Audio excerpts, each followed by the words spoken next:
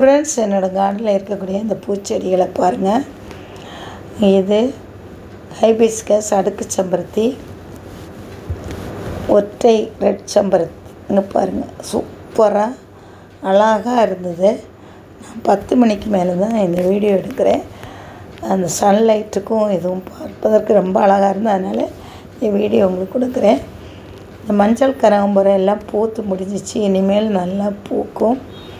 ஜாதி மல்லி நிறைய இருக்குது. நித்தியக்கல்லி நம்ம நடாமே அது அங்கே இங்கே வளர்ந்து வரும். இந்த ரோஸ் எல்லாம் இப்போ அப்படியே சைலண்டாக இருக்குது ஃப்ரெண்ட்ஸ். துளிர் வருது, பூக்கள் வர மாட்டேங்குது. இந்த ஒரு ஜாதி மல்லியும் படர வச்சுருக்கேன். மற்றபடி நிறைய இருவாச்சி மல்லி, ஒற்றை அடுக்கு ஜாதி மல்லி எல்லாம் இருக்குது.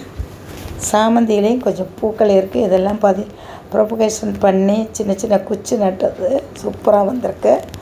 இந்த நான் பூக்கள் கட் பண்ணி அந்த சின்ன குச்சை நட்டு நிறைய ரோஸ், பிங்க் ரோஸ் எனக்கு இப்போ நிறையவே இருக்குது.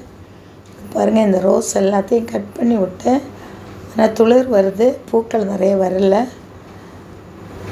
பாருங்கள், சூப்பராக இருக்குது. இந்த அடுக்கு செம்பருத்தியை பார்ப்பதற்கு ரொம்ப அழகாக இருக்குது.